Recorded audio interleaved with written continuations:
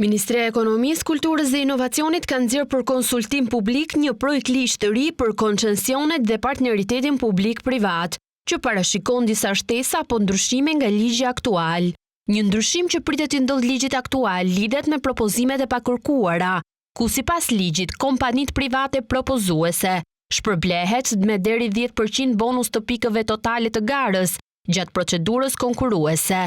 Në draftin e nxjerrë për konsultim nuk e ka këtë parashikim, ndërsa specifikon se nuk do të pranohen propozimet e pakërkuara të shoqëruara me studim në formën minimale.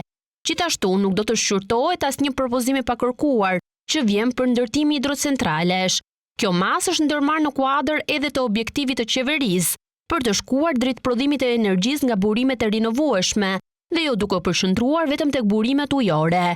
Gjithashtu, parashikohen ndryshime mbi zhvillimin e studimit të fizibilitetit, duke hequr ndër të tjera kufizimin prej 60 ditësh nga krijimi i komisionit i dhënies së koncesionit, që ka ligji aktual. Po ashtu përcaktohet se do të ketë një kufi monetar të vlerës së koncesionit. Do të ketë edhe kontrolle të posaçme për të shmangur konfliktin e interesit në përgara dhe për të parandaluar korrupsionin, ku sipas nenit 17 në mbikëqyrje, duhet të mbahen edhe punonjësit e institucionit që angazhohen në procedurat e koncesionit. Sipas propozimeve të reja, operatori ekonomik nuk mund të klasifikojë si konfidencial çmimin e ofertës, listën e çmimeve, katalogun, informacionin lidhur me kriteret e përzgjedhjes së ofertës, dokumentet publike, fragmente nga regjistrat publik.